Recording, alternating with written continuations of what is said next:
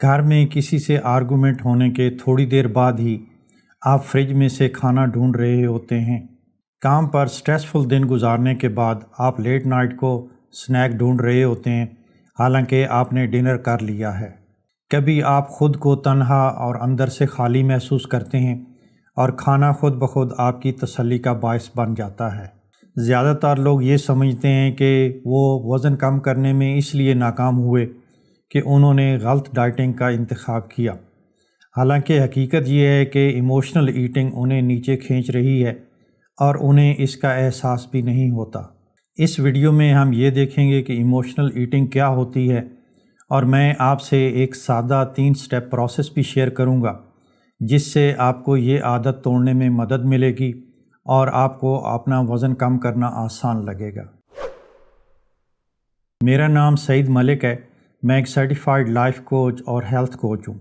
15 سال تک آسٹریلیا میں لوگوں کو صحت مند زندگی گزارنے میں مدد کر چکا ہوں۔ اکثر میں نے دیکھا ہے کہ وہ لوگ جو موٹاپے، پیٹ کی چربی، انسولین ریزسٹنس یا فیٹی لیور سے جان چھڑانے کی کوشش کر رہے ہوتے ہیں، انہیں معلوم ہوتا ہے کہ انہیں کیا کھانا ہے، وہ موٹیویٹڈ بھی ہوتے ہیں، لیکن پھر بھی وہ بار بار اپنے پلان سے ہٹ جاتے ہیں، خاص طور پر شام کو یا ویکینڈ پر یا کسی جذباتی دن کے بعد۔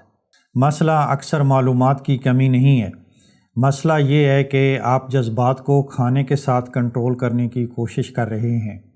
جب تک آپ ایموشنل ایٹنگ کو نہیں سمجھتے اور اس کا حل نہیں نکالتے، اس وقت تک بہترین سے بہترین ڈائٹ پلان بھی کامیاب نہیں ہوگا۔ اس کو بدلنے کے لیے آپ کو ایک بنیادی فرق سمجھنا ہوگا۔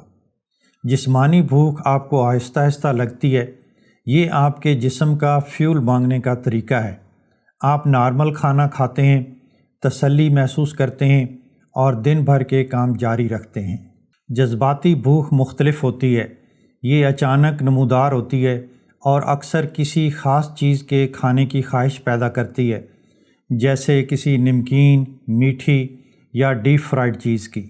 یہ کسی احساس یا صورتحال سے جنم لیتی ہے اور حقیقی بھوک نہیں ہے، اور کھانے کے بعد آپ اکثر گلٹی یا فرسٹریٹڈ محسوس کرتے ہیں۔ یاد رکھنے کا آسان طریقہ یہ ہے کہ حقیقی بھوک آپ کے جسم کو غذا دیتی ہے اور جذباتی کھانا آپ کے احساسات کو بھرنے کی کوشش کرتا ہے۔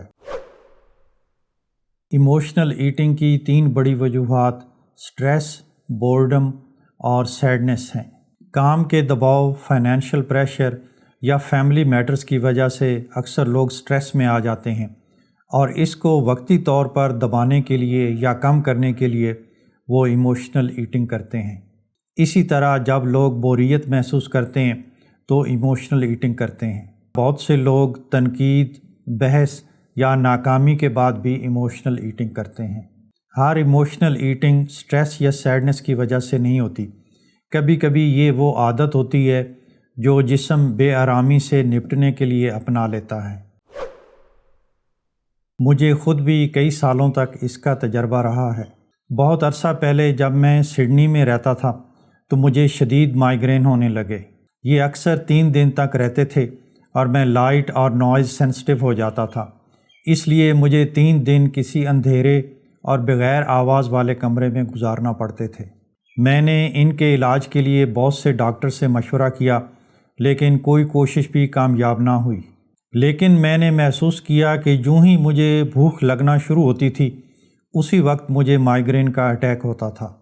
ان مائیگرین سے بچنے کے لیے میں نے یہ فیصلہ کیا کہ میں کبھی بھی اپنے آپ کو بھوک نہیں لگنے دوں گا، اس لیے میں ہر 2 گھنٹوں کے بعد کچھ نہ کچھ کھا لیتا تھا۔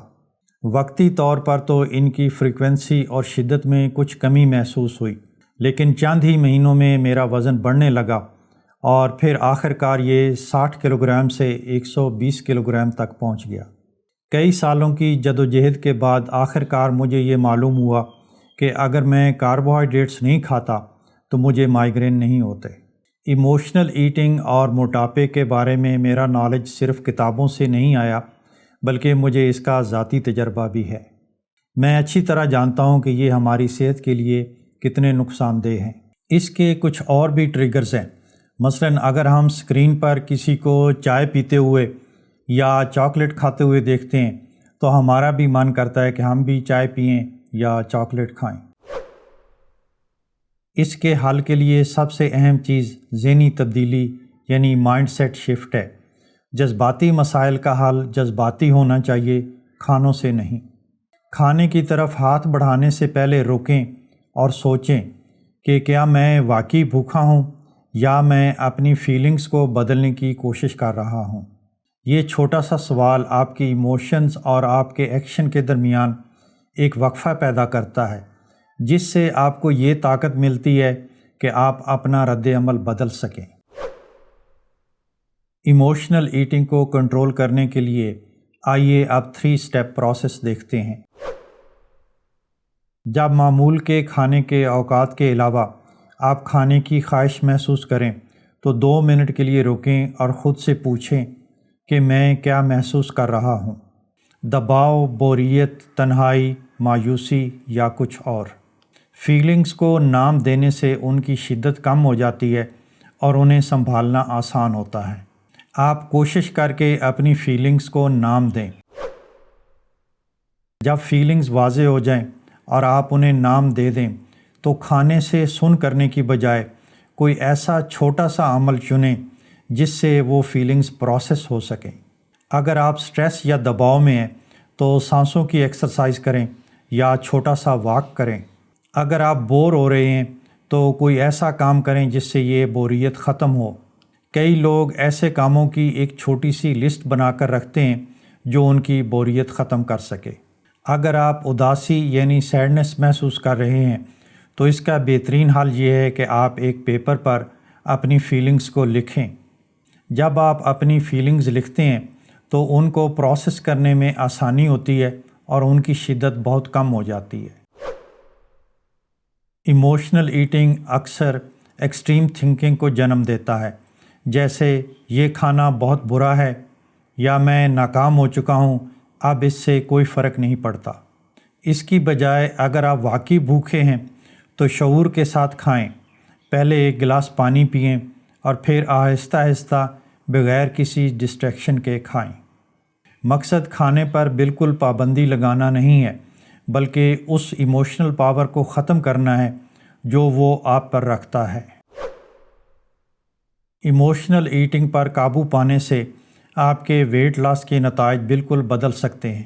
جب ایموشنل ایٹنگ کم ہو جاتی ہے تو اس سے آپ کی روزانہ کیلریز کم ہو جاتی ہیں اور آپ کا انسولین لیول اتنا سپائک نہیں کرتا، جس سے آپ کے جسم کے لیے چربی جلانا بہت آسان ہو جاتا ہے، خاص طور پر پیٹ کے ارد گرد۔